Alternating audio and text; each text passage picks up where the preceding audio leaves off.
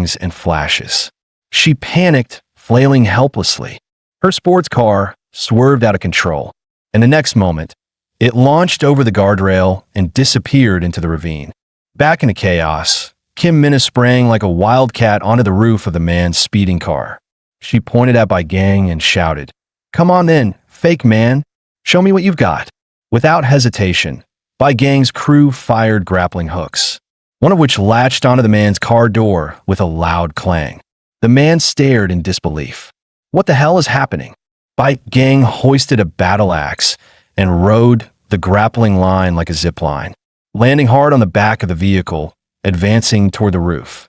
The man broke into a sweat and reached for the wheel to swerve. But Bai Gang calmly said, "Relax. I'm on your side." Then, with a powerful leap, she swung her axe toward Kim Minna. The two queens of chaos clashed atop the moving car, Kim Minna narrowly dodging each blow, her ferocity undiminished. Kim Minna drew her handgun mid-fight and started firing back at Bai Gang. But to her surprise, Bai Gang's reflexes were unreal. She dodged the bullets while balanced on a moving car. The two continued their rooftop duel, one dodging an axe, the other dodging gunfire, a chaotic ballet of carnage with no clear winner. Down below, the man saw an opening when Minna raised her leg for a kick. He slammed the brakes. Minna lost her balance and tumbled forward onto the hood, her pistol flying from her hand. "You damn man," she yelled. "I'll deal with you tonight." With a snarl, she leapt back onto the roof, springing into the fight again. This time, she pressed the attack, pushing Bai Gang back and gaining the upper hand. But the man wasn't done. He kept tapping the brakes, causing Minna to stagger, wobbling with each jolt. Enraged, Minna snapped. She kicked the sunroof open and drove her high heel straight into the man's nose. At that exact moment, Bai Gang seized the chance. Her axe came crashing down toward Minna's back. A sickening thud followed by Minna's muffled scream echoed through the air. But in a twist no one expected, she narrowly avoided the strike, slipping away at the last second like a ghost. She stared at the massive tear in her luxurious fur coat, eyes burning with rage. "You ruined my fur coat, you bastard." Without hesitation, she kicked Bai Gang off the rooftop. Bai Gang tumbled down, but managed to catch the edge of the car window just in time. Kim Minna raised her axe, ready to strike. But the man suddenly slammed on the brakes. Minna lost her footing and staggered backward. Bai Gang seized the chance, yanked on her leg hard. The man, nose still bleeding from earlier, yanked the wheel with everything he had. Kim Minna flew off the roof, crashing onto the road. For the first time, the fierce warlord looked truly desperate. She cried out, "Babe, help me." For a split second, even that wild scene stirred a hint of pity. The man didn't say a word, just stared at her sprawled figure in silence as blood trickled from his nose. But then, midair, Minna twisted her body, grabbed the grappling hook line still attached to the car, and kicked off the man's face for leverage, flipping back onto the roof with terrifying precision. The man's face went pale. She was back. He quickly grabbed the grappling hook launcher from the passenger seat. After reloading it, he leaned out through the sunroof, aiming right between Minna's legs. Without hesitation, he pulled the trigger.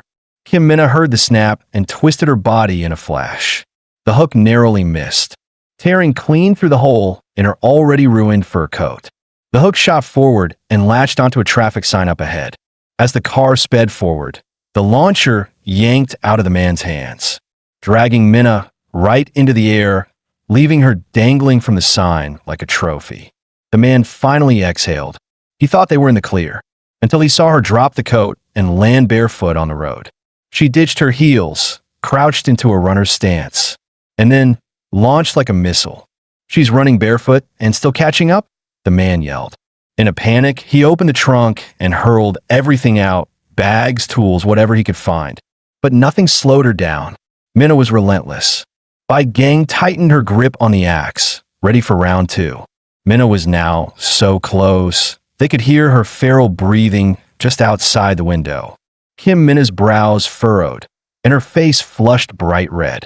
The man yelled in panic, "Oh crap, she's about to transform or something." Just then, Minna broke out into a cold sweat, gasping heavily as her body trembled, then gradually began to slow. Finally, she dropped to her knees, unleashing a roar of frustration and rage. They had finally shaken her off for now. The group kept moving, putting more distance between them and the chaos. Once they were a safe distance away, Gang calmly leapt down from the roof. She and her squad began walking over. The man threw up a hand to stop them, eyes wary. "Who the hell are you people?" Gang stood tall and said, "We're the Brotherhood, Northern Resistance. Just like you real men." The man snapped, "Bullshit. You're all fakes." A spiky-haired member cut in, offended. "We're men of this new era, just like you. Flesh and blood. Real." The man didn't argue. He just asked coolly, "Can I go now?" Gang stepped closer. "Stay. Fight with us. Stand for men's rights." The man rubbed his temples. "I don't want to fight. I just want a place to breathe. My brain's about to explode." Gang's voice grew serious. "This world belongs to women now. It's not safe for men. We resist, and we need you. You're our symbol, our hope." The man looked at the eager faces around him, so desperate, so sincere. And finally, he asked the one question weighing on his heart. "If I say no, will you still let me leave?" Hearing his question, Gang slowly stepped forward. The man tightened his grip on the gear shift, eyes locked, ready to bolt at any second. But instead of attacking, Gang removed a necklace from around her neck and held it out. "Wherever you go, show this, and our allies will help you." The man accepted it with a conflicted but grateful heart. Then, shamelessly, he asked for weapons, gas, and a bunch of survival supplies. The Brotherhood women didn't even blink, handing them over with pride. The man, moved by their generosity, bumped fists with Gang and said, "Appreciate it, bro." He turned to the rest, raised a fist, and shouted, "Thank you, brothers. Thank you all. Men live on. Fight for manhood." Before the echo faded, his car had already roared off into the horizon, leaving the Brotherhood crew frozen in place, completely dumbfounded.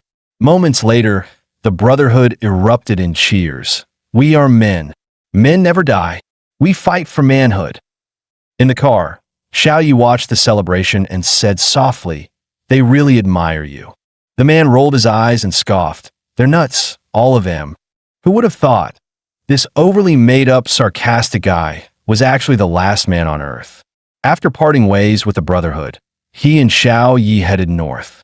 As they approached Jiangyang Bridge, they noticed a roadblock, but not a single soul in sight.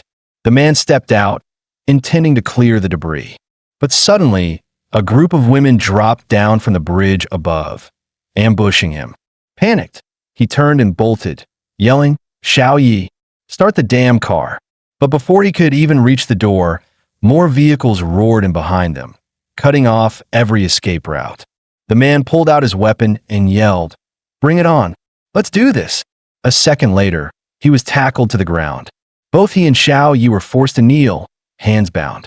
The leader, a girl with twin ponytails, stepped forward and demanded to know where they were from. The two blurted out different answers on the spot. That was enough. Accused of being spies, they were about to be thrown off the bridge. In desperation, Xiao Yi suddenly shouted in her hometown dialect, swearing they weren't spies. The twin-tail commander frowned, sensing something off, and ordered her team to stop. "Take them back first," she said. The man looked utterly defeated as he slumped into their vehicle. They were taken to a massive estate with a grand entrance boldly marked Jiangnan Manor. As they passed through the courtyard, the man stared in disbelief. Every woman was wearing traditional Han clothing. It felt more like a time travel drama than a post-apocalyptic base. Every movement from these women was elegant and refined, and the man clearly had a weakness for this kind of vibe. Even while being detained, he couldn't help sneaking a few extra glances. Eventually, they arrived at a charming pavilion, where laughter from several women drifted through the air. On the ground, a few panda cubs lazed about, rolling and tumbling. It was a surreal scene of peace in the middle of a broken world. The twin-tail girl gave the man a shove. "There's something odd about these two," she said. Seated inside the pavilion was a woman in